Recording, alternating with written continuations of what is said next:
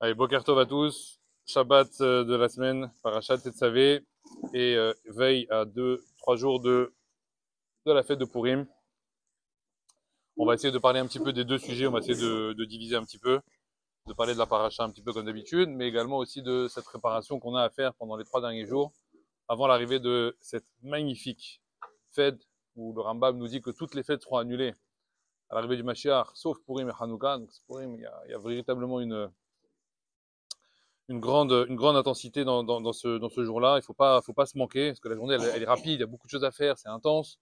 Et donc, il faut savoir exactement bien ordonnancer sa journée. C'est pas pour rien que, vous savez ça dans les Mefarshim, vous l'avez sûrement déjà lu, qu'on compare la fête de Kippour et la fête de Purim. Hein, Yom Kippour, Yom HaKippourim, le jour de Kippour, il est comme celui de Purim. C'est-à-dire que Bichlal, c'est Purim qui est mis au-dessus du jour de Kippour. Donc c'est vrai qu'à Kippour, on fait attention. Pendant 25 heures, on est véritablement... voilà, même quand on dort, Bichlal, on est angoissé. Dès qu'on se lève le matin, on va tout à la synagogue. C'est qu'on a véritablement toute la tête qui est dans Kippour. Alors on te dit pas moins pour Purim, puisque on te dit que Purim, il est au-dessus de Kippour. D'accord? Donc pour vous donner une comparaison dans les Mefarshim, c'est marqué que quel est le jour le plus chachouv de la fête de Kippour? Quel est le moment le plus intense de la fête de Kippour?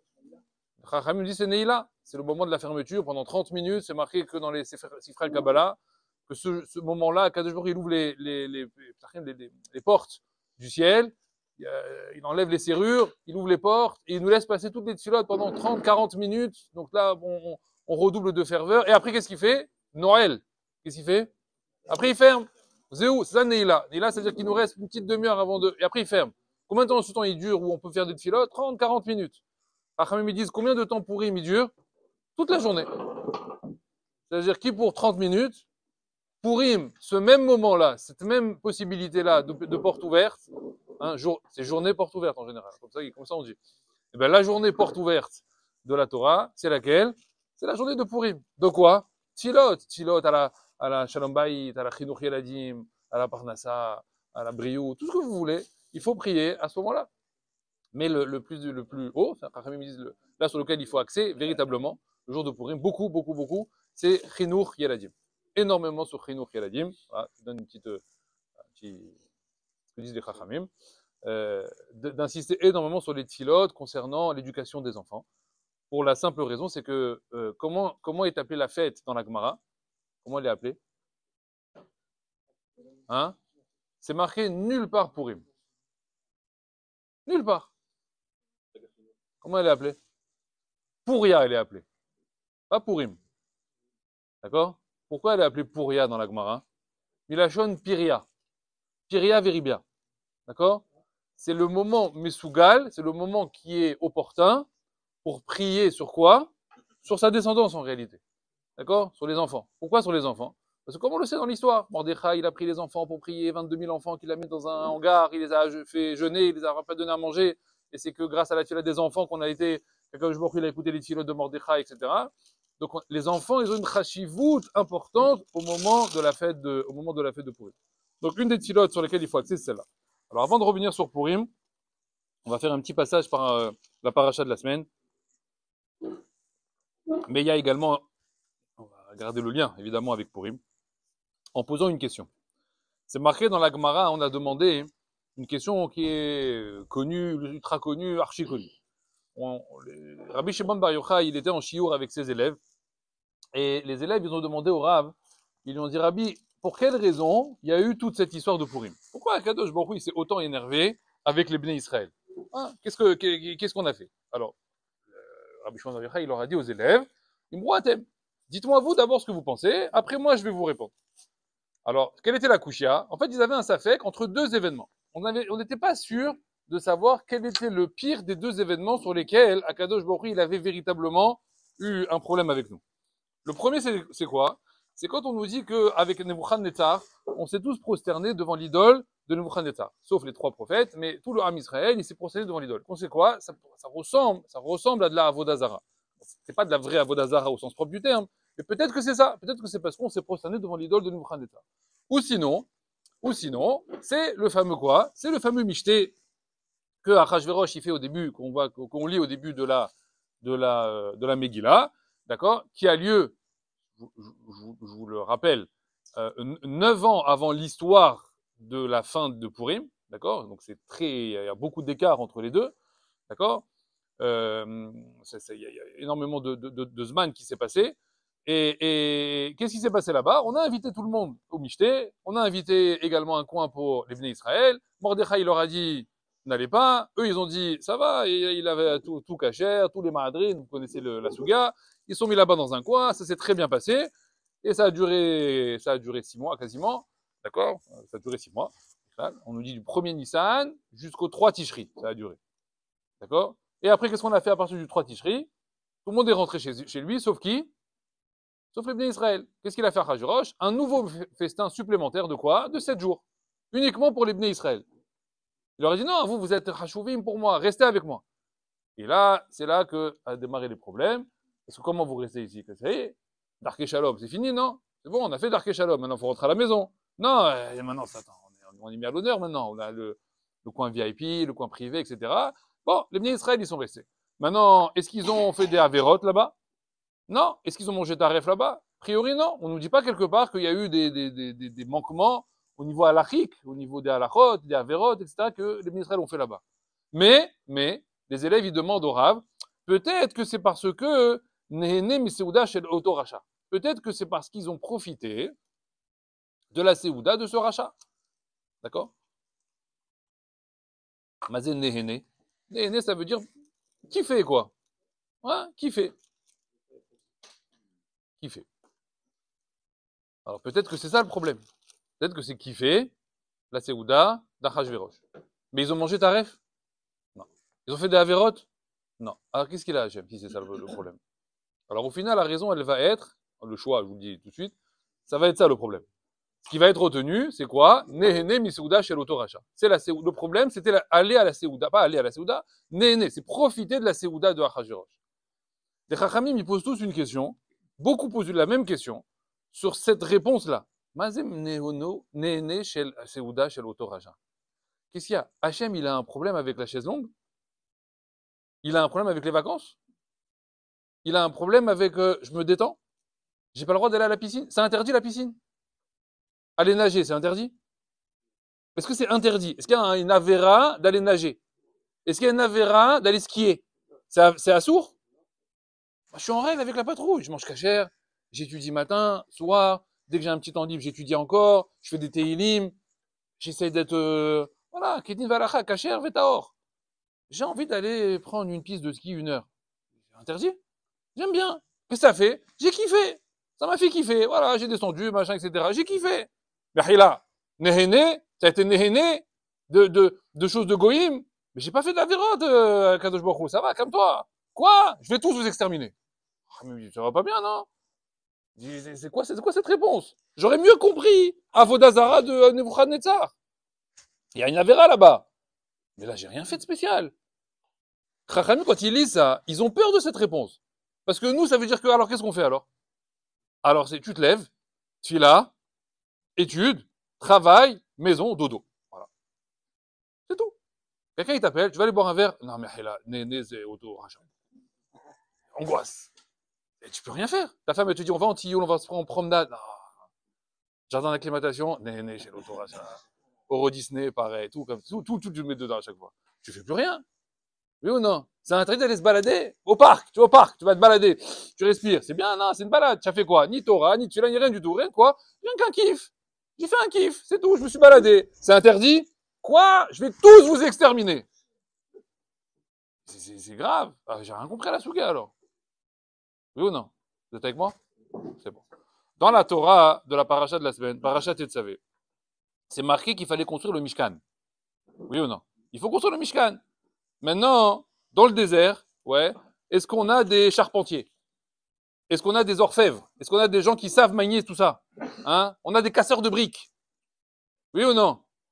Ceux qui sortent d'Égypte, ils savent faire quoi? Mis à part faire du foin, des pierres avec leurs pieds. Ils savent faire quoi? Rien du tout. Ils ont fait des études, ils ont été à l'université, ils ont appris comment on taille les pierres, comment on fait l'or, comment on fait l'argent. Walou, rien. Il y en a pas un qui sait faire quelque chose. Hein? Donc Moshe, il vient, il dit les forces sont présentes. Alors, qui va venir construire le Mishkan? Ils arrivent des gars.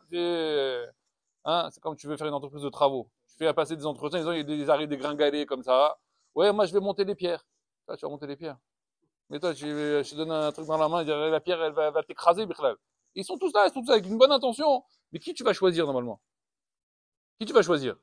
Ou des gens qui ont un savoir-faire, hein, de couture, ou de... regardez les comment ça s'appelle, les textes de là, des parachiotes, Teroumat, Tsavé, Vayakel, Pekoudé. Ils ont fait des brodures. Mais qui est couturier là-bas? Il y a un couturier parmi les Bnei Israël? Mais ils savent rien faire, Bichlal. Quelle couture? Ils ont passé 210 ans dans la boue. Qui leur a appris la couture? D'où ils savent faire ça?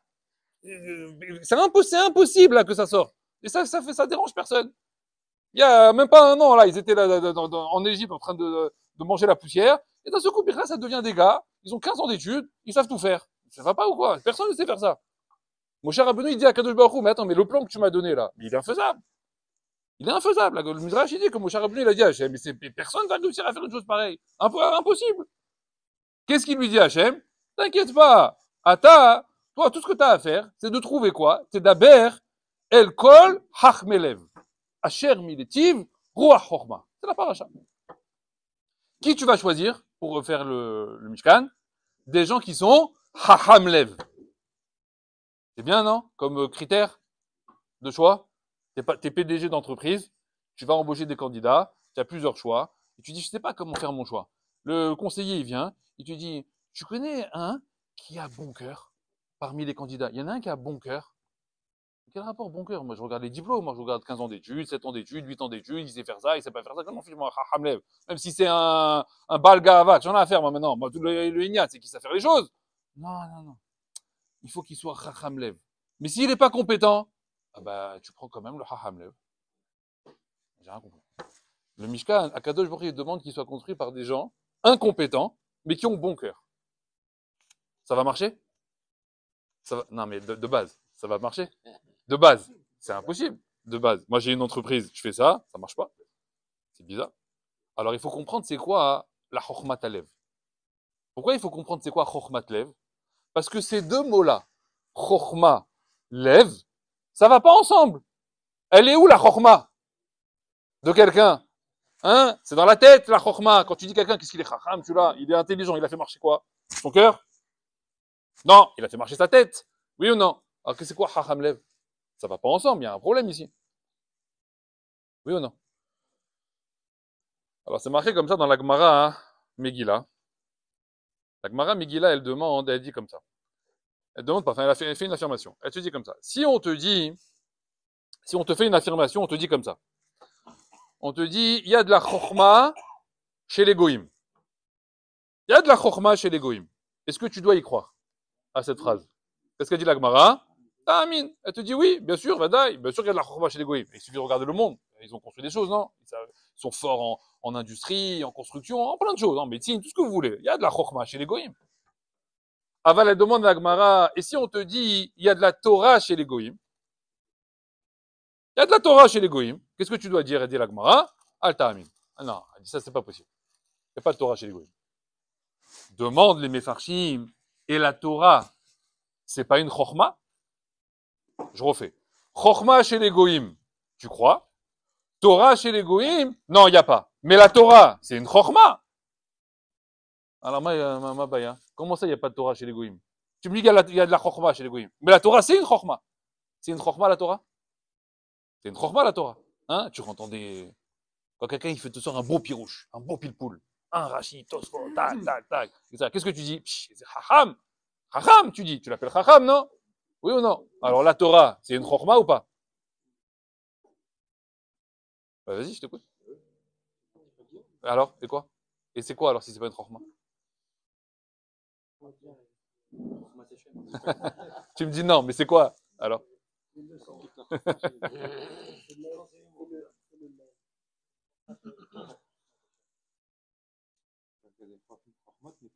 Alors, il faut comprendre quelque chose. Chachamim, ils disent comme ça.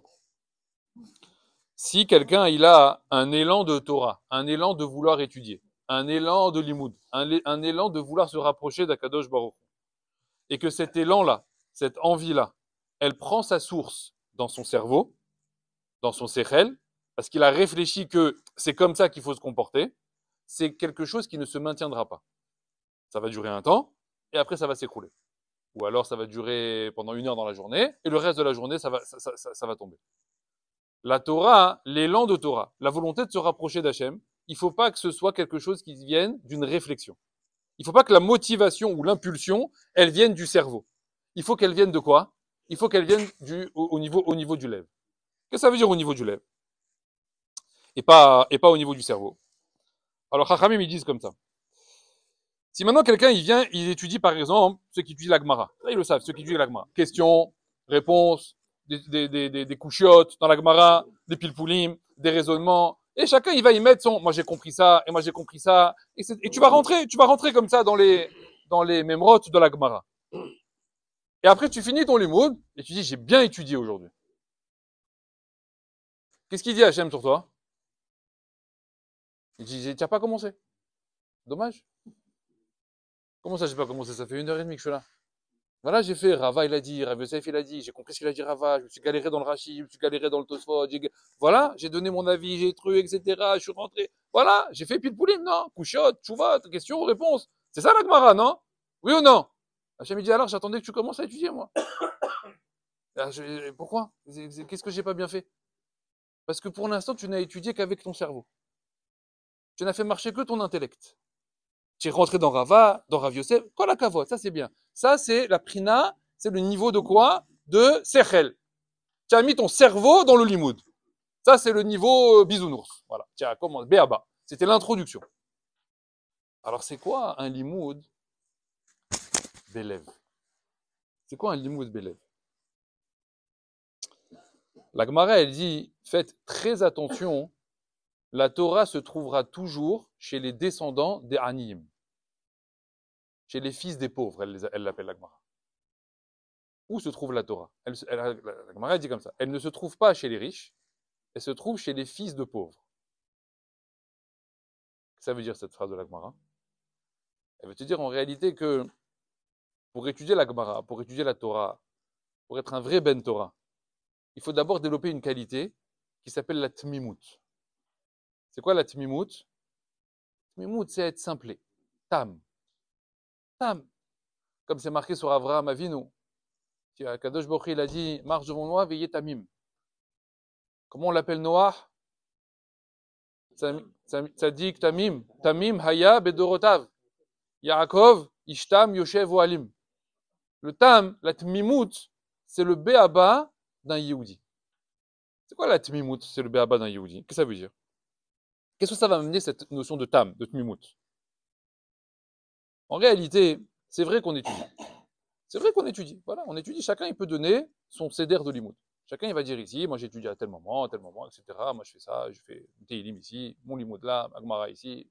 Peu importe, chacun son sujet. C'est vrai qu'on étudie. Aval, qui peut dire ici qu'il étudie Behahava, par amour d'Hachem? Personne en réalité. Comment personne? Moi j'aime Hachem, moi j'aime la Torah, Ani Ohev et la Torah. Je vais te prouver le contraire. Je vais prouver qu'en fait, on n'étudie pas par amour. La preuve ultime qu'on n'étudie pas par amour, c'est très simple. C'est qu'entre deux zman du limoud, on n'y pense pas. On pense à autre chose.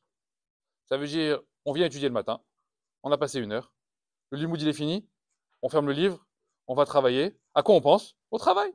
Aux clients, les machins, etc., les affaires, etc. Et si j'ai un limoud le soir, quand j'arriverai au limoud le soir, à la limite, je commencerai à y penser 2-3 minutes avant d'y aller, pour me rappeler un petit peu la souga qu'on va étudier.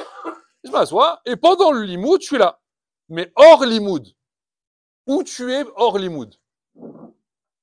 Hors zman de Torah, où tu es? Tu es dans ton limoud? Ben non, je suis dans mon travail. Hachem il dit, Atallo hoef Torah. Tu n'aimes pas la Torah. Tu étudies la Torah, Besechel. Tu as fait une réflexion, tu as fait comment dire, une analyse dans ta tête, que tu es arrivé à un système qu'il faut que j'étudie le matin, parce que je suis un Yehudi, parce que voilà, c'est comme ça les Juifs, il faut qu'ils étudient un peu la Torah, il faut qu'ils connaissent un peu la Torah. Donc je me suis un peu forcé, et maintenant voilà, j'arrive à dégager 1 heure tous les jours, je suis là, ou tous les une demi-heure, ou le soir, etc. Peu importe. Mais tout ça, qui c'est qui vient étudier? C'est rien que ta tête. C'est rien que ton sechel. Tu fermes le livre, tu prends rien avec toi. Tu laisses tout là-bas. Tu laisses tout au Beth Midrash. C'est pour ça qu'en fait, la première réflexion que tu vas avoir et qui va te mettre une claque dans la tête, c'est que chez toi à la maison, on sait que tu étudies. Hein, tu as pris 1 heure sur le temps de ta femme, tu es venu étudier au Beth Midrash. Elle le sait ça. Tu fermes le livre, tu arrives à la maison. Chachamim, ils disent, tout ton limoud, il ne vaut rien, ouais, si tu prends ta chaussette et tu la jettes au milieu de la chambre. Ça vaut rien. Pourquoi? Parce qu'en fait, tu as appris quoi en fait au limoud? Tu as appris à étudier Rava, Rav Yosef, Rabbi, Rava, machin, etc. Et tu rentres à la maison et tu te comportes comme un imbécile. Qu'est-ce que... la réflexion ultime, c'est quoi? La réflexion ultime, elle est là, elle est déjà toute prête. C'est une phrase, comment dire, Hachem, il a une phrase, il l'a donnée à toutes les femmes de la terre. Voilà, comme ça, elle le répète tout en boucle, etc. C'est quoi? Ah, c'est ça le limoud. Ah, c'est ça les thunes. Ah ben c'est bien. Hein. Ah ben c'est bien, tu vas étudier. Ah ben bravo. Hein. Ah ben c'est ça qu'on t'apprend au Beth Midrash. Et qu'est-ce que tu viens de lui prouver là ici? Et toi tu lui dis, mais c'est pas vrai. Mais quel rapport? Pourquoi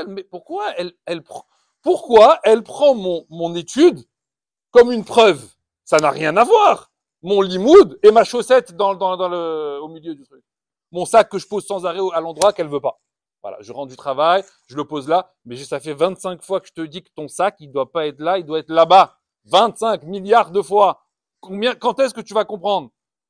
Et après, quand tu dis non, ton limoud, ah, c'est ça. Mais quel rapport le limoud et mon sac? Comment tu as fait le lien? Il y a aucun kécher. Il y a oui un kécher. Il y a oui un kécher. Parce qu'elle te parle, c'est qui parle? C'est Hachem qui parle. Qu'est-ce qu'il est en train de te dire, Hachem? Coco, il faut que tu comprennes qu'en fait, ton limoud, c'est du sérel. Tu es parti étudier la Torah comme tu es parti étudier des mathématiques au lycée. C'est la même chose, c'est auto d'avar. Seulement, ce problème-là, en réalité, il date depuis quand? Il date depuis la destruction du Beth Amikdash. Puisqu'on a dit que le temple, il a été détruit à cause de quoi? Parce que la Torah, elle était devenue Melum Dea. Elle était devenue une leçon.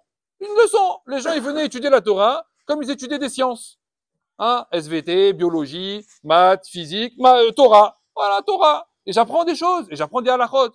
Le problème, c'est que la Torah, c'est tendancieux. C'est un leurre. Parce qu'on apprend des choses. On apprend des choses. On apprend des halachot. On apprend des principes. Donc, on a l'impression qu'on se gonfle de quelque chose.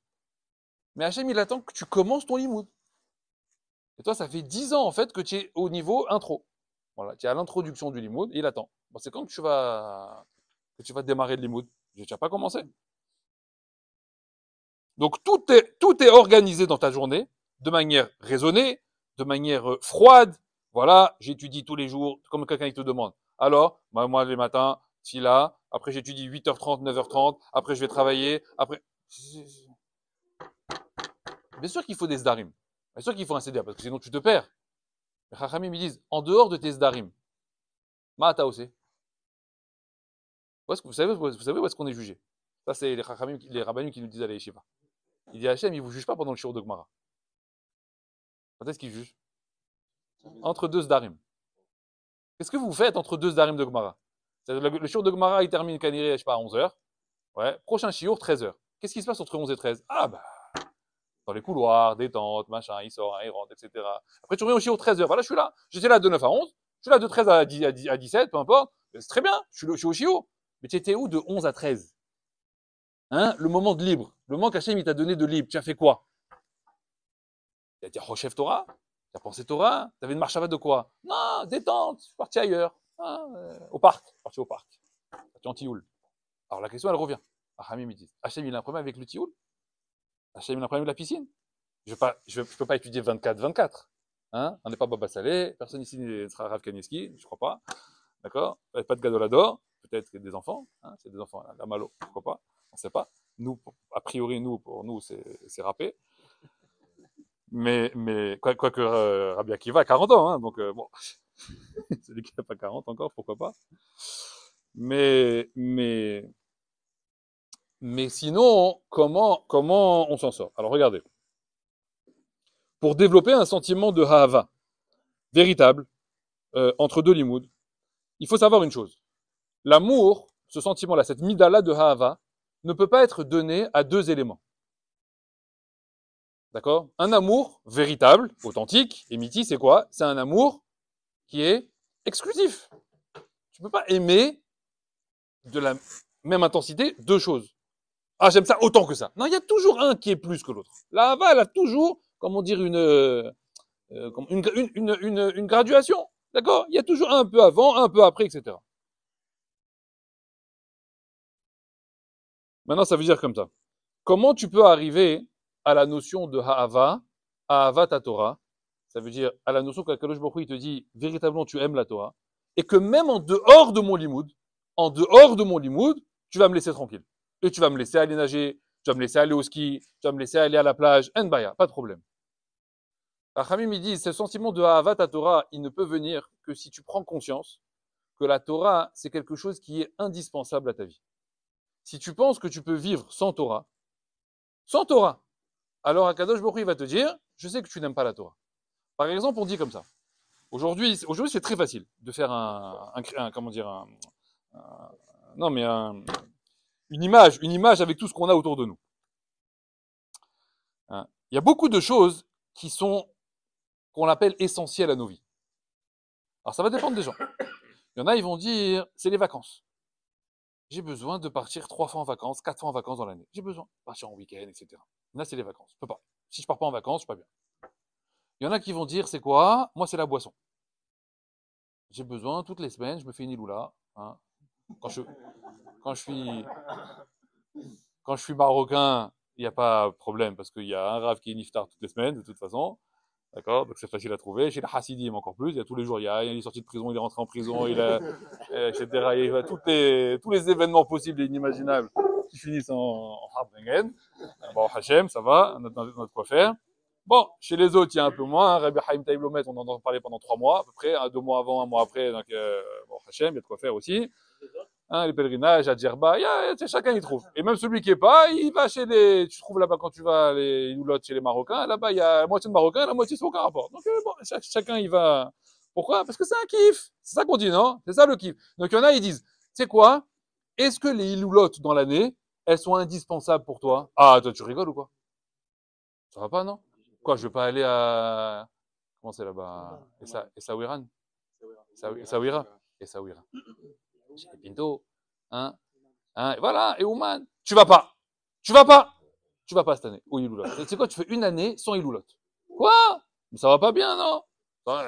Je vis pas, moi, si je vais pas à mes 4-5 Iloulot dans l'année. C'est indispensable. Je vis pas si je vais pas, moi, mes 4-5 fois en vacances dans l'année. Il y a pas, je vis pas. Qu'est-ce qu'il y a d'autre? Il y en a, c'est la nourriture. Il y en a, c'est les séoudotes, le manger, etc. Matin, midi, soir, 4 repas par jour, 8 repas par jour. Essayez combien tu vas manger? Et le goûter, le surgoûter, l'après-goûter, bon, c'est bon. Petit déjeuner, après petit déjeuner, là, il mange à 8h, à 9h, à 10h, à 11h. Comment tu vas manger? Ça y est, ça suffit, arrête de manger. Non. Et là, c'est manger. Et là, c'est quoi? Le sport. Oh, le sport, c'est. Alors, ça, c'est. Kedin ve halakha. Ça, dommage, ils auraient dû faire une halakha, le sport. Hein, ilchot sport. J'aurais appelé. Ilchot sport. Comment on se comporte dans une salle de sport? Et il court, et le vélo, et le machin. Il y en a qui peuvent pas. Ils peuvent pas. Tu sais quoi? Une semaine sans sport. Quoi? Une semaine sans sport? Tu me retrouves dans un lit d'hôpital, je peux pas. Je peux pas. C'est indispensable à ma vie. C'est vrai. Et comme ça, tu vas trouver plein de choses. Il y en a, ça va être, ils ont une tarafa, des vêtements. Tous les jours, ils sont dans les magasins. Un nouveau costume, un nouveau costume, un nouveau costume. Combien de costumes? Tiens, tu n'as que 2 bras et 2 jambes. Hein. Tu vas tous les mettre en même temps? Non? Alors que, combien de costumes dans le placard? Et le dernier que j'ai sous le capot, celui-là, c'est le meilleur. Ah, celui-là, je l'adore. C'est le téléphone. Je t'enlève ton téléphone une semaine. Non, tu sais quoi, je suis genre 1 heure. 1 heure, je te l'enlève. C'est bien? 1 heure, je te l'enlève. Il y en a un jour, il est parti d'une pièce. Il est revenu au bout de 5 minutes. Il a dit, purée, j'ai oublié mon téléphone sur la table. 5 minutes. Mais tu avais oublié ton gosse aussi, c'est là. Ah. Il y avait ton fils et ton téléphone.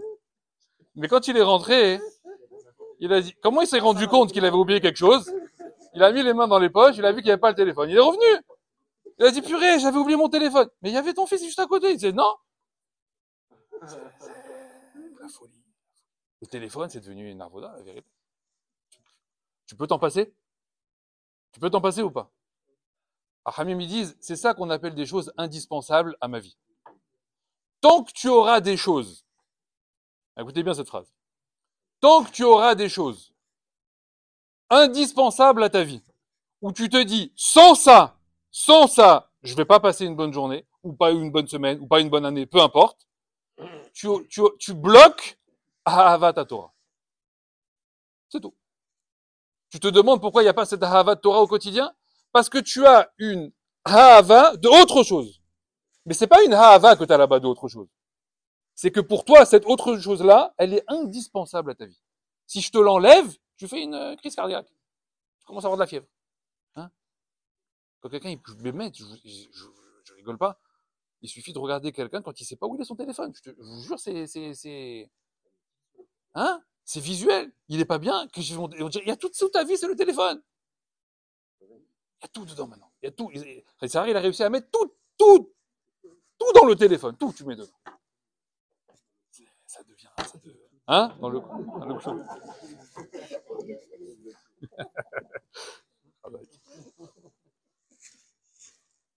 Ce qui veut dire qu'Akadosh Baruch Hu, il dit quoi? Tu peux utiliser le Olamazé. Il n'y a pas de problème. Tu crois que j'ai un problème avec les restos? J'ai un problème avec les restaurants? Hachem, toute la journée, on lui fait des korbanot, c'est Réach Nichoach Lachem. Comment ça s'appelle ça? C'est Misada, c'est un restaurant. Oui ou non? Donc c'est qui le meilleur restaurant? C'est Akadosh Baruch Hu, quoi. Il aime pas les restaurants? Le Misbéar, c'est un restaurant en permanence. Le Beth Amikdash, c'était quoi là-bas? Tu rentres là-bas, c'était quoi? C'est que des grillades, Bichlal. Donc Hachem, il a un problème quand tu vas manger une grillade au restaurant? Non, va chez Inoun, va chez qui tu veux. Fais-toi un kiff. Pas de problème. J'ai pas de problème avec la plage, la piscine, le sport, la course à pied, le vélo. Fais ce que tu veux. Même le Rambam, il écrit. C'est bon pour le corps. C'est bon pour l'esprit d'aller se taper un 100 mètres. Va courir. Va faire du sport. Va t'aérer. Va nager. Va plonger. Fais ce que tu veux. Nbaya, j'ai pas de problème. D'où j'ai la preuve de ça? Que Chachamim, ils disent, tout le Olam Hazé, il n'a été conçu et construit que pour le Ham Israël. C'est-à-dire que tout ce que vous voyez, tout ce qu'on voit tous les jours au quotidien, on dit, waouh, les goïms, ils ont créé ça. Waouh, non, Hachem, il a mis une chokhma dans la tête des goïms. De créer quelque chose, mais à la base, c'est pour qui? C'est pour nous.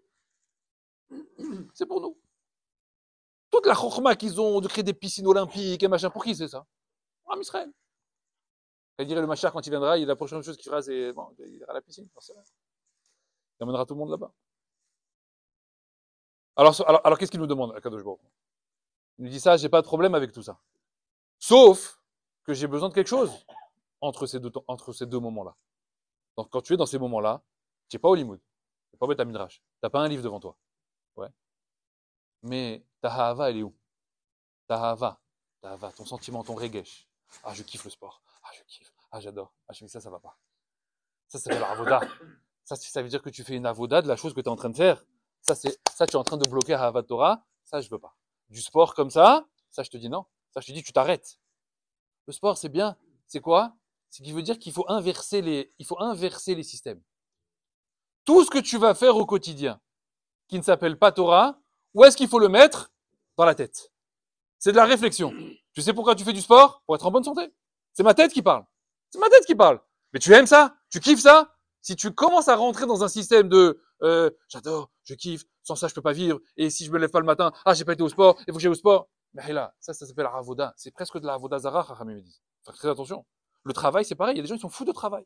Des fous de travail. Au quotidien. Il ne peut pas s'empêcher. 6 heures du matin au travail, 8 heures du matin au travail, 10 heures au travail, 11 heures au travail, il finit à 11 heures, minuit, etc. J'ai besoin de travailler. J'ai besoin encore de... Mais ça va pas bien. Jusqu'où tu vas aller? Faut pas oublier qu'à l'origine, le travail, c'est une klala. Bonne bracha. Je dis, ah, quel bracha il a dans le travail. Celui-là, il a eu beaucoup. Non, Chachamim dit, il a eu beaucoup de klala. C'est tout. Quand tu réussis bien dans le travail, comment ça s'appelle? Arbe klala.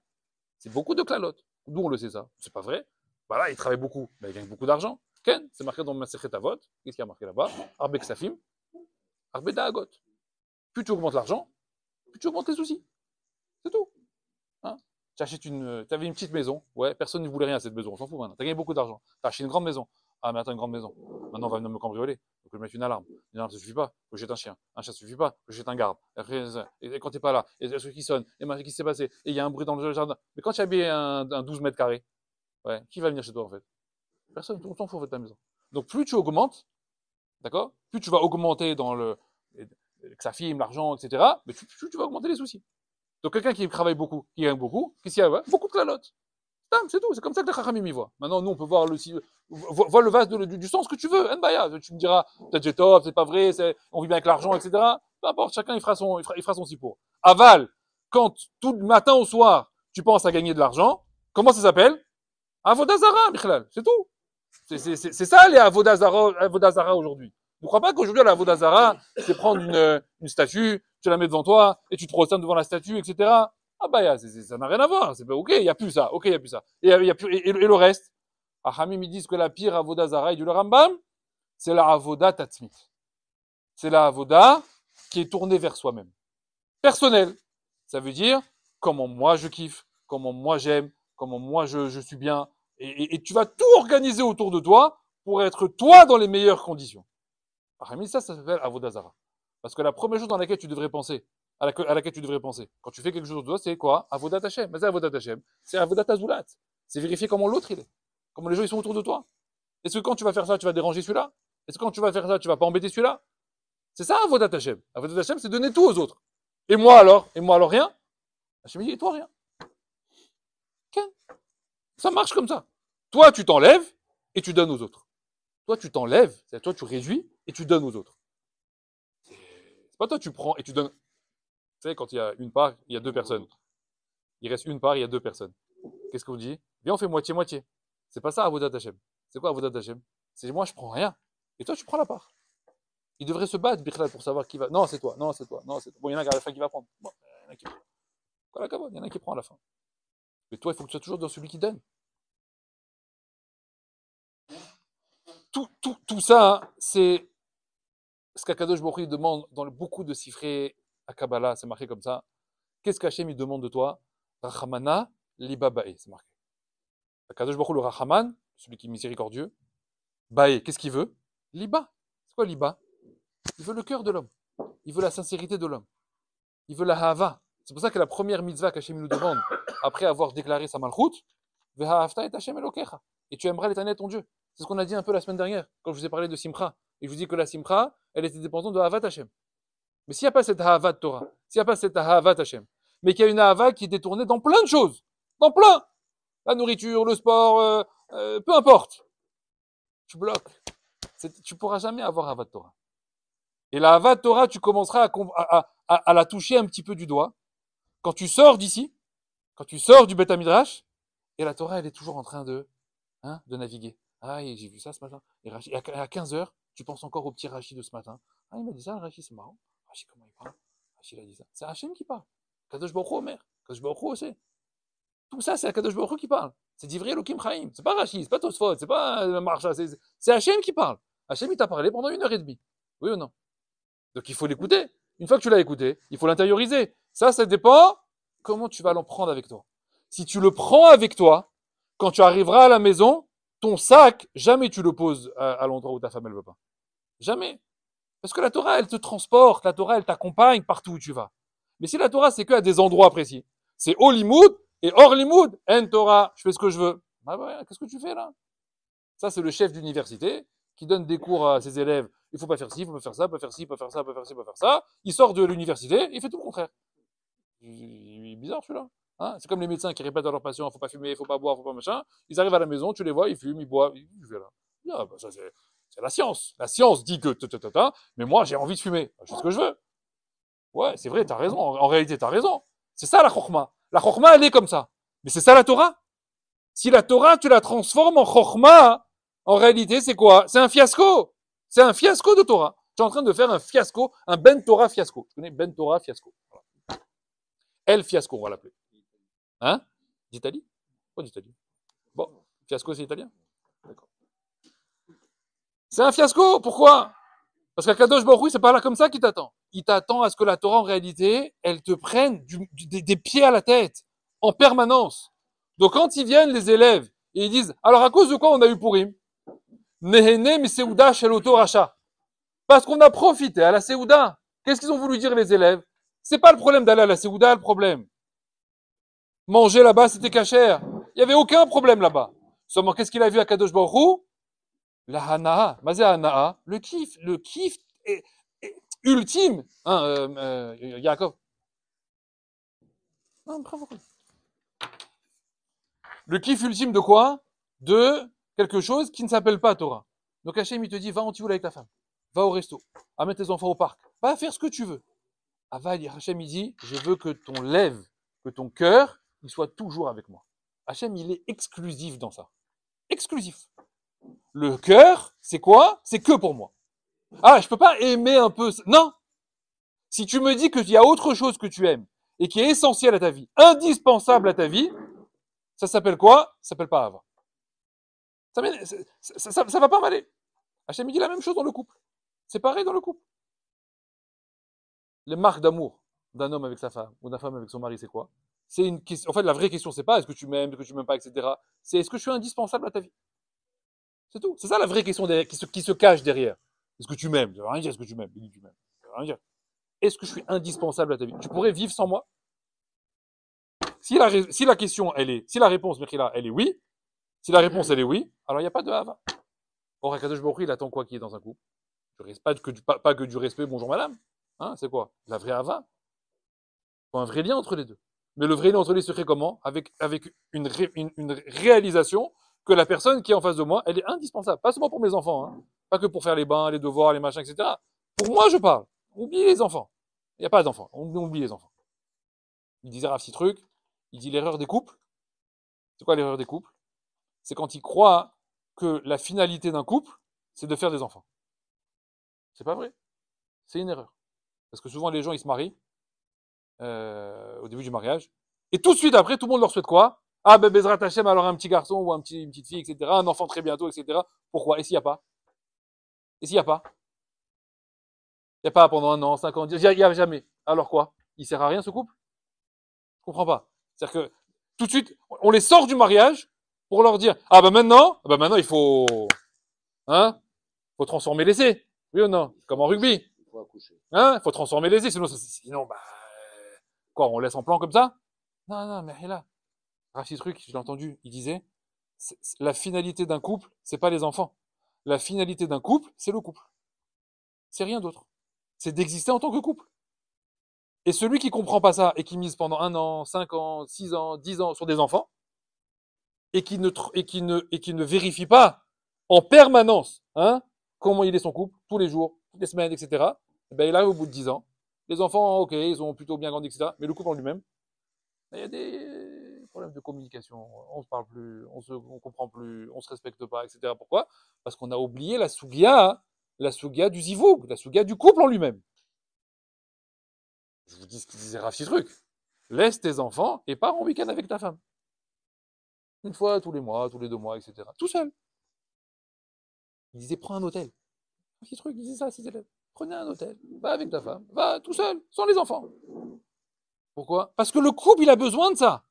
C'est cette force-là du couple qui amènera un Chinour Yeladim, qui sera Taor, Kadosh, Mnahat, etc. Pourquoi le Chinour Yeladim, il n'est pas de Benahat?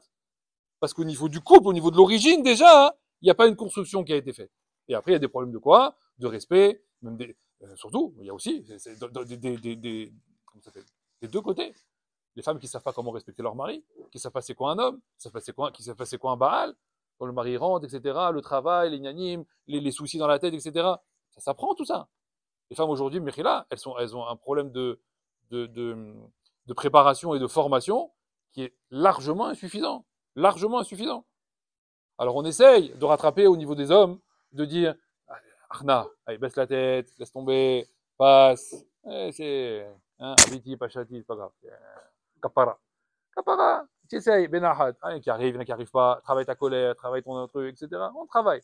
Mais elle, c'est la même chose. Il n'y a pas plus lui que elle. On croit qu'il n'y a que l'homme qui travaille et elle ne fait rien.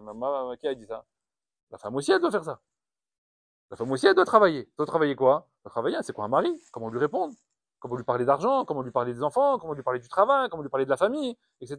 Il y a une manière d'aborder les sujets. Le couple, il doit être la chose qui doit être mise au-dessus de tout. Au-dessus des parents, au-dessus des enfants. Au-dessus des parents. Ah, mon père, ton père, papa, tu viendras pas. Maman, tu viendras pas. Voilà. Ah, comme ça, tu fais à ta mère, et comme ça, tu fais, comme ça, je fais à ma mère. Qu'est-ce que tu veux faire? C'est quoi le plus important? Le plus important, c'est elle. Et elle, le plus important, c'est mon mari. C'est la seule chose qui doit sortir de la bouche de l'un et de l'autre. S'il n'y a pas ça, alors au bout de 10 ans, il y aura des phrases qui vont voler, des critiques et des manques de respect, etc., de l'un envers l'autre. Et ça va être très difficile de rattraper. Parce qu'après, il va falloir tirer très fort pour amener le système parce qu'il faut revenir 10 ans en arrière, 10 ans en avant. Donc ça, c'est très dur. Donc ça, c'est une parenthèse pour comparer. Comparer ce qu'Akadosh Baruch Hu, il attend de nous. La Hava, elle peut être que exclusive envers une chose.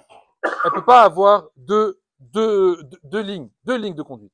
Tout celui qui veut avoir un Hava de Torah, il doit d'abord se demander quelles sont les choses dans ma vie que je peux mettre de côté. Si j'ai encore une chose que je peux pas mettre de côté, alors j'ai bloqué Hava de Torah. Tant que ton téléphone sera la chose la plus essentielle pour toi au moment du limoud, alors ça veut dire qu'au moment du limoud, déjà, il y a un blocage.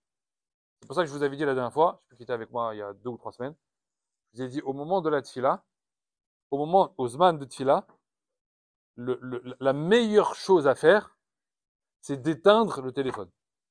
Pas de le mettre sur silencieux ou avion, ce qu'on m'a proposé, machin, etc. Mais c'est de l'éteindre.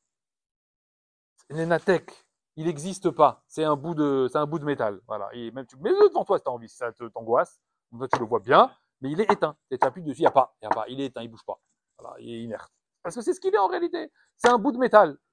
Mais c'est pas possible de faire une amida, de parler avec Akadosh Baruch Hu et d'avoir le téléphone dans la main pour regarder un texto. C'est pas possible en fait. Ça, c'est nos générations à nous. Il n'y avait pas ça il y a 50 ans. Moi, je l'ai béni à 50 ans. La vérité, ça devait être plus facile de faire une amida. Aujourd'hui, ça devient compliqué de faire une amida, Bichlal. Une amida, elle dure combien? 2 minutes. Ça devient compliqué. Parce que pour nous, c'est devenu indispensable. Il faut penser toujours à tout, toujours au travail, toujours à un truc à répondre, à ça, etc. Il y a toujours quelque chose. C'est pas indispensable. Est-ce que c'est indispensable de manger et de boire? Même pas. Même pas. T'as mangé ce matin, t'as pris un petit déjeuner. Ça y est, combien? Et non, un gâteau. Et non, je me lève un thé. Et non, je me lève un truc. Et encore. Et je me lève. Mais ton limoud, en réalité, de 1 heure, il a duré 12 minutes. Parce que tu t'es levé 14 fois pour aller prendre un café, et un thé, et un gâteau, et un machin. Mais ça suffit. Arrête! Et tu peux, ne mêle pas deux choses. Souvent, je dis aux gens, quand on étudie, on mange pas. Hein? Les gens, ils adorent manger et étudier. Tu peux pas faire deux choses. Cacahuètes et limoud. Non! Il y a Zman Seuda, cacahuètes, pistache, ça a duré 10 minutes. Ça y est maintenant, c'est fini. Zéou, tu mets de côté. Maintenant, limoud. Zman lechoud, zman lechoud. Il y a un temps pour ça, il y a un temps pour ça. Mais quand tu fais meourav, ni tu manges correctement, parce que tu vas finir par avaler de travers, ni tu étudies correctement. C'est tout. Il y a un comme ça dans la Gemara. Ils étaient en Séouda, deux Amoraïm. Deux Amoraïm. Ils étaient en Séouda. Il lui a dit, il dit au Rav, est-ce que le Rav, il peut nous donner une dracha? En plein milieu de la Séouda. Hein. Est-ce que le Rav, il peut nous donner une dracha? Il dit, qu'est-ce qu'il lui répond le Rav? Il lui dit, Alacha, Asur le Daber, Beshaat Achila.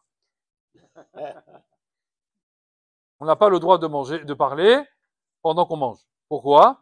De peur que l'aliment, il se fasse une fausse route et que la personne, elle s'étouffe. Il l'a fracassé.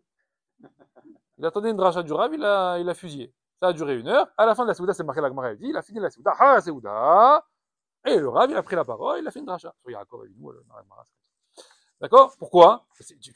Tu peux pas tout mélanger. Donc, Chachamim, ils disent, quel est le meilleur agent d'Hachem? Agent, le meilleur shaliach d'Hachem. Chacham Lev. Quand celui qui a mis sa chormat à Torah, où est-ce qu'il l'a mis? Pas dans la tête. Il l'a mis dans le cœur. Ahamana li babaï. Sa ha'ava, sa Torah, il vient étudier, pas parce qu'il doit étudier, parce que hayav lilmod, voilà, je suis un juif, il faut que j'étudie, mitzvah lilmod, non. Ohev et ta Torah. Ohev et ta Torah. Tu sais quoi? Depuis hier soir, j'attendais que de venir au limoud. Quand j'ai fini le limoud ici, la seule chose que je veux, c'est quoi? C'est revenir ce soir au limoud. C'est la seule chose qui m'intéresse en réalité. Et les autres que je fais, c'est des chovot. J'ai des obligations. Je dois aller travailler, je dois amener les enfants à l'école, je dois aller faire ci ou faire ça, des activités, peu importe. Tout le reste là-bas, ça reste des obligations. Ça reste des obligations. Même le sport, ça doit devenir une obligation. Mon médecin, il m'a dit d'aller courir un peu parce que je suis en mauvaise santé. Il m'a dit de faire un peu d'activité. C'est une obligation. La vérité, j'ai pas envie. Il faut que j'arrive à cette idée-là. Mais tant que je me dis, ça y est, heureusement que le limoud, ça y est, me rave, vous avez fini? C'est bon? Le limoud, il est terminé? Ça y est, je vais pouvoir respirer un peu. Maintenant, je vais aller faire quelque chose que j'aime. Alors la Torah, tu l'as transformée comment? Chochma bagoïm. Tu l'as transformée en chochma tagoy. Et ça, la Torah, elle ne supporte pas. Alors, le Inyan, en réalité, ici de Purim, c'est de bien comprendre que si on ne donne pas son cœur, si on ne donne pas sa sincérité à Kadosh Baruch Hu, alors en réalité, on n'a pas commencé la Souga. On n'a pas commencé la Torah. Et souvent, beaucoup de personnes, elles vont se cacher avec les mitzvot. Elles vont multiplier les mitzvot. Voilà, j'ai fait telle mitzvah, j'ai fait l'oula, je fais Pessah. C'est des mitzvot. Donc c'est une succession comme des perles. Voilà, j'ai une perle, j'ai plein de mitzvot. Seulement, comment on appelle les mitzvot dans la parole des Chachamim? Les mitzvot, on les appelle ner. Hein? Ner mitzvah. Comment on appelle la mitzvah? Un ner. C'est une bougie. Donc c'est bien, tu as beaucoup de bougies. Donc ça veut dire que quand tu vas arriver après 120 ans au Olam Haba, on va t'amener toutes les mitzvot que tu as fait. C'est bien, non? Donc tu vas avoir une salle remplie de bougies. Parce que chaque mitzvah, c'est une bougie. Donc on va te faire entrer dans la pièce de l'accumulation de tes mitzvot. Donc toi, tu vas ouvrir la pièce. Waouh, c'est sympa. Autant de bougies. Magnifique. Par contre, j'ai juste un petit problème. Pourquoi la pièce, elle est sombre? Parce que là, vous m'avez fermé la porte, mais maintenant, il y a plein de bougies, mais je suis dans le noir. Il dit, attends, il y a les bougies, elles sont là, hein. Il n'y a pas de lumière. Et comment je les allume? Mais ça, c'est quelque chose que vous n'avez pas pris en bas, monsieur. Désolé. Il y a des bougies, elles sont éteintes. Comment je les allume? Ner mitzvah, ve Torat or. La lumière, c'est quoi? Comment on crée la lumière? Avec la Torah. Quelle Torah? Qu'est-ce que tu parles? La mitzvah, c'est aussi la Torah, c'est aussi une mitzvah. Non. Laquelle Torah? Ahavat Torah. Parce que s'il n'y a pas de Ahavat Torah, tu as fait des mitzvot, melumdea, comme des leçons en fait. Tac, tac, tac, tac, c'est bien. En règle. Tu as coché des cases. Cocher des cases, monsieur, c'est une bougie. Une bougie. Tu as gagné plein de bougies. Avec Ahava, avec Simcha, avec envie, avec amour, c'est une bougie allumée. C'est une bougie qui s'allume. C'est pour ça que le Rambam il dit chaque mitzvah que tu fais, Belo Simcha, lo yitze dechova. Tu n'es pas quitté de la mitzvah. Pourquoi? Parce que tu as une bougie éteinte. À quoi elle va te servir? Il te dit le Rambam, la bougie éteinte. Rien du tout. Il faut une bougie qui s'allume plus tard, oui ou non? Ce qui fait sombre là-haut, à ce qui paraît. Donc il faut je sais pas, il faut de la lumière. Apparemment. La seule lumière que tu gagnes, c'est quoi? C'est avec cette Havat Torah. Véritablement. Alors, Rav Dessler, il dit comme ça, je l'ai sous les yeux ici.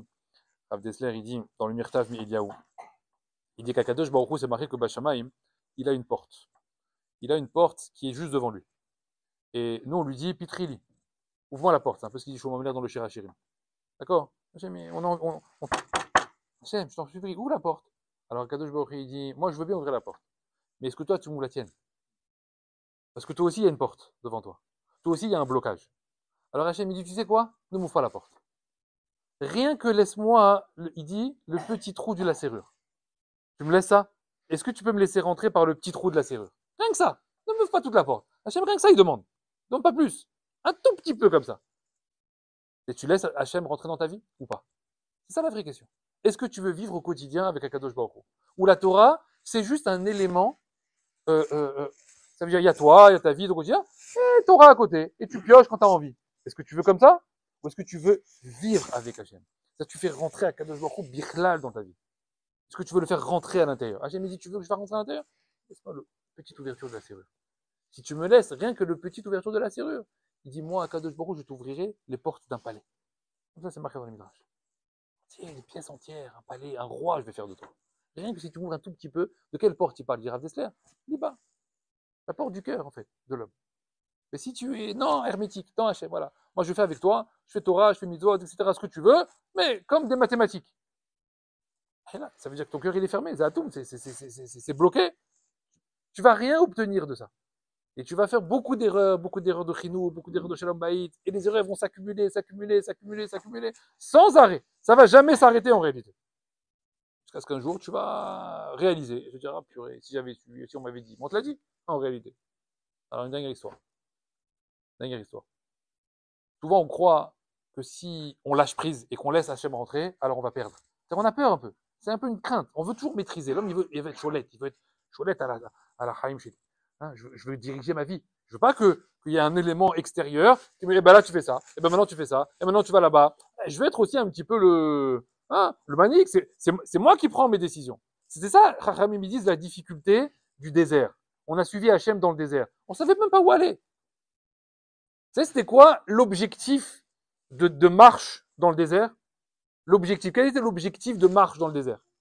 Un pas. Un pas en avant. On savait pas où aller. Donc on attendait la nuée comme ça. Personne n'avait aucune possibilité de décider. À la nuée, elle va. Eh ben moi, je vais à droite. Voilà, j'ai envie d'aller à droite. Tu peux pas. Tu attends, comme ça. Il y a quelqu'un qui décide. La nuée, elle va là. Eh ben tu vas là-bas. Après, elle va à droite. Eh ben tu vas à droite. Et après, regardez les Massaot là-bas dans la Parashat Massé. Ensuite, les Israël, ils ont fait et comme ça, et en arrière, et en truc, et en arrière, et truc. Mais tu deviens fou en réalité. Si quelqu'un il a vraiment véritablement la carte du désert dans la tête, il est là-bas dans le désert, à un moment donné, il arrête Moshe, il dit Moshe, il dit Atkan, ça suffit, qu'est-ce qu'on est en train de faire là? Le Waze, il est fou là. On fait comme ça, on vient en arrière, et on revient de 8 étapes, on remonte de 12. Mais ça va pas bien, non? Tu deviens fou en réalité. Qu'est-ce qu'il dit Moshe Rabbeinu? Moi, mon tahlit, le but c'est quoi? C'est le pas suivant. Je l'ai atteint? Ben c'est bien, je suis là où il faut. T'as une impression générale que tu recules, que ça va pas dans le bon sens, que c'est raté, etc. Aval, c'est un pas suivant, c'est là où Hachem il veut que t'ailles, je vais là-bas. Et après, je me pose aucune question. Aucune question.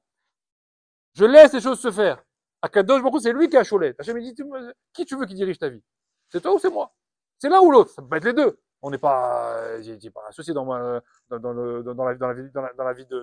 création du monde. Non, c'est moi qui ai créé le monde. Alors laisse-moi diriger. Et souvent, nous, on lui dit quoi, Hachem? Non, c'est moi qui décide. Ah, c'est toi qui décide. Tes erreurs, ce sera tes erreurs. Mais moi, je préfère faire des erreurs quand c'est des choix d'Hachem. Oui ou non? Parce que ça s'appelle plus des erreurs. Oui ou non? C'est un choix d'Hachem. Hachem, il a choisi, et après, ça se passe pas bien. Ça peut pas s'appeler une erreur. Pourquoi? Parce que c'est Beher Hachem. C'est Akadosh Baruch Hu qui a choisi comme ça. Parce que quand c'est toi qui choisis, hein, au détriment d'Hachem, et que tu fais une erreur, bah, Hachem, il dit, pleure maintenant, qu'est-ce que je te dis? C'est ton problème, ça. Donc, à la base, tout ça, c'est quoi? C'est un problème de Emouna. Des maramines. C'est croire véritablement que Akadosh Baruch Hu, il est capable de diriger ma vie du début à la fin. C'est ça la Megillat Esther. La Megillat Esther, c'est que des événements, des successions d'événements, l'un, etc. Il n'y a pas de nissim, il n'y a pas de rien de particulier. Hein, c'est des événements qui se sont enchaînés les uns les autres, etc. Et tu es capable de dire, Hachem il dirige là, Hachem il a amené ça ici, Hachem il a fait ça, Hachem il a amené ça. Vous regardez l'histoire, il y a plein d'endroits dans la Megillah, mais l'histoire en réalité, jamais elle commence. Jamais elle va à son terme. Jamais elle va à son terme. Quand Vashti, déjà avant Vashti, bon, on va dire après Vashti, il a tué Vashti, Achashverosh. Il fait passer une missive dans le royaume. Il cherche une nouvelle épouse. Il donne 3 critères. D'accord? Le roi, il a des exigences, non? Il a le droit. C'est ce qu'il veut, non? Il ne peut pas prendre la première qui va passer dans la rue. Donc il donne 3 critères. Quels étaient les 3 critères de Achashverosh, il dit le Midrash? Il fallait qu'elle soit jeune, belle et vierge. C'est bien, non? 3 critères. Hein? Magnifique. Il arrive sur Esther et il dit, je veux Esther. Je veux elle. Les conseillers sont partis voir le roi, ils étaient angoissés. Il dit, mais vous avez dit jeune, belle et vierge. Ouais. Alors, vierge, elle est mariée. Donc, a priori, il y a un problème. Jeune, 75 ans. Je pense qu'on fait un peu plus, on fait plus jeune quand même. Et belle, la Gemara a dit, elle avait le teint verdâtre. Là, vous voyez, elle avait, c'est Shrek. Fiona. Tu connais Fiona? Voilà, c'est Esther. Il a épousé Fiona. Hein? Mais justement, les Mefarshim, ils demandent. Et ils disent, mais l'histoire, elle commence même pas en réalité, normalement. Qu'est-ce qu'il est en train de faire, Hachem, ici? Qu'est-ce qu'il est en train de te montrer? Ani Asholet et Taolam. Je fais ce que je veux. Il a dit jeune, belle et vierge, je vais amène une femme mariée, 75 ans, et elle est moche. Et qu'est-ce qu'il fait? Ben, il la prend quand même. Pour te montrer quoi, en réalité? Qui dirige? C'est moi qui dirige. Même Mordechai, il a dit, mais il est fou, ce roi. Il dit, bien, s'il y a bien une qu'il allait pas prendre, c'était bien elle. Je veux elle. Il devient taré. Après, il la prend. Il lui dit, dis-moi, toi, je sais pas de quel peuple tu es. Il y avait plein de peuples là-bas en Perse. De quelle origine tu es? De quel peuple tu viens? Ah, je dis pas. Les armes, elle fait des, hein, des suspens. Je dis pas. Magadet Moulata Betama. C'est marqué tous les jours. Tous les jours, Achashverosh, il venait d'abord. Esther, dis-moi ton origine. De quel peuple tu es? Je dis pas. Mais tu dis pas, mais je te coupe la tête, Birla. Je te dis, tu dis pas. Je suis le roi. Ça va pas bien, non? Personne ne me dit je dis pas. Ça n'existe pas. Mais comment elle reste vivante au royaume? Mordechai, il m'a dit je dis pas. C'est tout. Voilà. Elle se dit ça dans sa tête. Mais elle va mourir. Normalement, le roi, il va lui couper la tête. Non, on va dans la Megillah qui lui fait rien. Mais c'est pas normal. Il n'y a rien de normal en réalité. C'est ça qu'on appelle les nissim de la Megillah. C'est que les événements que tu vois de tes yeux se passer, tu te dis, mais il n'y a rien de logique en fait en réalité. Il n'y a rien de logique. Les nissim de la mer qui s'ouvre et machin, etc. Ça c'est Pessah. Ça, Hachem, il fallait qu'il nous envoie la sauce au départ. Hein, il a créé un peuple. Il fallait qu'il leur en mette plein la vue. Donc il a tout mis en Égypte. Vous comprenez? Il a explosé le système. Et dame, Sardéa, des ours polaires qui arrivent en Égypte. Bon, là, tu te dis, il y a un problème. Là. L'ours polaire le Midrash dit l'ours polaire, il venait avec des blocs de glace en Égypte. Bon, quand tu vois ça, en vérité, tu dis, bon, okay. Bon, et malgré tout, il y en a 4/5 quand même qui ont, bon, là, tu te dis, ceux-là, ils ont un vrai problème psychologique. C'est un psychanalyste, là, c'est Freud, il faut qu'il aille en Égypte et qui s'occupe d'eux. Mais, qu'est-ce qu'il a fait Hachem? Il a envoyé le système. Et tous ceux qui étaient encore un petit peu bancal, la mer qui s'ouvre en deux. C'est bon maintenant? Tiens, souffle. J'ai ouvert toutes les eaux du monde, machin, des eaux de 20 mètres de haut. C'est bon? Ça suffit pas? Matan Torah, Moshe qui monte 40 jours, qui descend. Là. C'est bon. Je vous ai chargé à bloc. Et nous, on est là à Pessah. Ouais, truc, ici, machin, etc. Et après, on avance au fur et à mesure de l'année. Et on voit qu'au fur et à mesure de l'année, on va vers quelque chose qui est quoi? Qui est de plus en plus rationnel. On quitte cette notion-là de Nes Galouille et on va vers quelque chose qui est de plus en plus de quoi? La vie de tous les jours. Pour arriver à la fin de l'année, Pourim, c'est la fin de l'année, ouais, à quelque chose qui est complètement rien. Voilà, normal. On raconte une histoire. Il n'y a même pas le nom d'Hachem dans la Megillah. Il n'y a pas. Et nous, on nous a éduqués comment en sortant d'Égypte? On nous a éduqués comment en sortant d'Égypte? Il faut louer Hachem, il faut louer Sénissim, et les Alléluia, et faire le Bekocho, etc. J'arrive à Pourim, qu'est-ce que dit la Gemara? Lo Omer et Hallel. Tu dis pas le Hallel. Comment ça je dis pas le Hallel? Mais c'est un hag, non? Ah, peut-être c'est parce que c'est des Rabanan. Ah, j'ai compris. Ah, des Rabanan, on lit pas le Hallel. Ben non, pourquoi? Bah, Hanouka, tu fais le Hallel. Ah, c'est bizarre alors. Alors pourquoi on fait pas de Hallel à Pourim? Réponse de la Gemara. Une réponse qui veut rien dire. Non, mais il y a la Kiryat Megillah. La Kiryat Megillah, c'est Hallel. Non, là, je comprends pas. Moi, je dis la Megillah. Bah, je lis le Hallel. C'est quoi le Hallel? Alléluia et Hachem. Alléluia le Bekocho. Odul Hachem Kitov. Kiv Lamchazo. C'est que Akadosh Baruch là-bas dans le Hallel. C'est tous les télim là-bas. Tous les trucs là-bas. C'est que Akadosh Baruch. Hallel, Alléluia et tout ce que tu veux. Ok. Donc c'est Akadosh Baruch. Ça arrive dans la Megillah. Ouais, c'est quoi? Hajirosh, Aman, Mordechai, Hajirosh. Hein, j'avance. Et Cholzaro. C'est fini. J'ai pas dit une seule fois Alléluia. Pas une seule fois j'ai remercié Hachem. Hachem il dit, à Megillah, c'est au-dessus du Hallel. Comme ça dit la Gemara. Au-dessus. Pourquoi au-dessus? Parce qu'en réalité, Akadosh Baruch il te dit les nissim de Pessah là-bas. Tout ce que tu as vu là-bas, Nesgalou, machin, etc. Tout ça, c'est parce qu'il fallait que je t'en mette plein la vie au départ. Donc alléluia. Aval, en réalité, moi, tu sais ce que je veux? Tu sais ce que je veux? C'est que tu me vois, en réalité, dans les événements de tous les jours. Donc souvent, nous, on dit, quelqu'un qui a vécu un S, il doit faire Seudat Odaya. Ouais, c'est vrai, il doit faire Seudat Odaya. Par exemple, il est tombé du 8e étage. Ouais. Tombé du 8e étage, il a glissé. Et il raconte qu'au moment de tomber, il a vu une main qui sortait du ciel, comme un nuage. Il l'a attrapé et qu'il l'a déposé tout doucement sur le sol.